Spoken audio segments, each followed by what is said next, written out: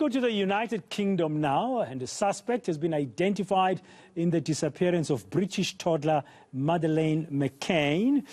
She was kidnapped about 15 years ago in 2007 while holidaying with a family in Portugal. She was 3 years old at the time when she disappeared during a family holiday. That's one of the main stories coming out of the UK.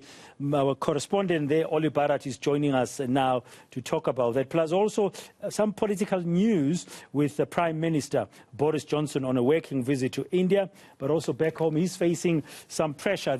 We'll unpack that a little bit from now with Olly. Olly, good afternoon. Let's begin with this story. Madeleine McCann, this story made global headlines at the time of her disappearance way back in 2007. A British toddler on a holiday resort in the Algarve area of Portugal.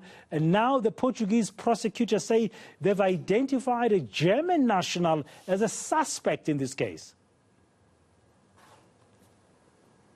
Yes, this is a man called Christian Bruckner, who has actually been in jail in Germany for some time. He's being held in Germany on completely separate charges of drug offences and also a 7-year term for the rape of a 72-year-old woman. And for some time, actually, authorities have suspected that he might have involvement in the Madeleine McCann case, partly because of his whereabouts at the time that she went missing 15 years ago. And now they have moved to identify him as a formal suspect, an arguido, as it is called in Portugal. And what has happened here is that the German authorities have had to notify him in prison in Germany that he does now have that arguido status. The Portuguese authorities requested that.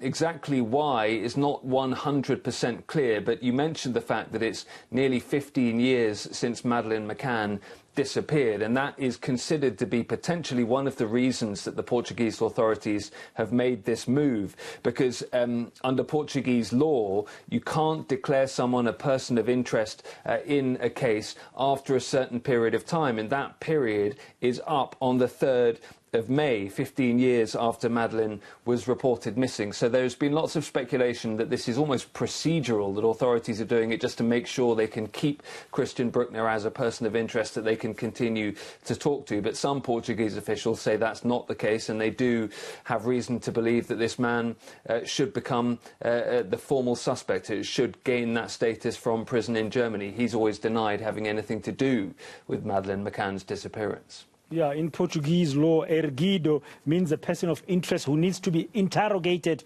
or interviewed by the police as a suspect. It's taken such a long time, and you said this man is in jail for rape, among other things. Are there any suspicions that he might be a paedophile as well?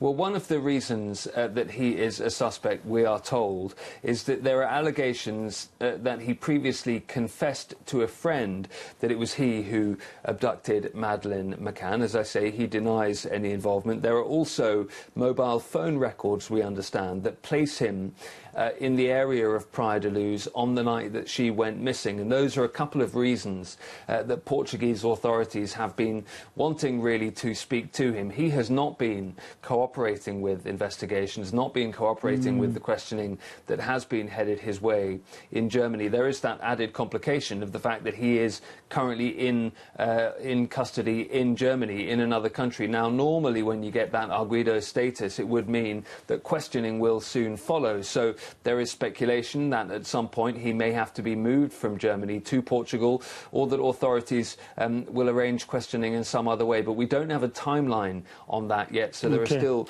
huge amounts of unanswered questions when it comes to this story.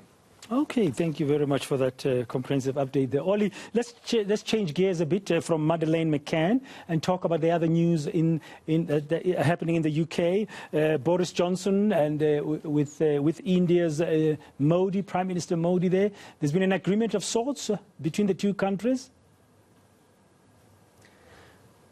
Yes, they've agreed over £1 billion worth of trade arrangements and trade deals between the two countries, small agreements that add up to that large amount of money. But they're also saying that they want to reach a free trade deal, an overarching free trade deal between the two countries, or at least the commitment to sign one by the end of the year. And that would be a huge deal for both economies, potentially. It's also interesting in the context of this visit because there's been some pressure on India to be tougher on its stance against Russia after the invasion of Ukraine. But Boris Johnson was very clear heading to India that he wouldn't be lecturing India on this particular matter. And indeed, in New Delhi, alongside Narendra Modi, the Indian Prime Minister, he praised the Indian response and said that actually India had been very tough, for example, on criticising and condemning war crimes that Western countries believe have taken place outside of Kiev in the Bucha area and others. So that was an interesting contextual piece to keep an eye on. They seem to have come to a position that both countries are happy with there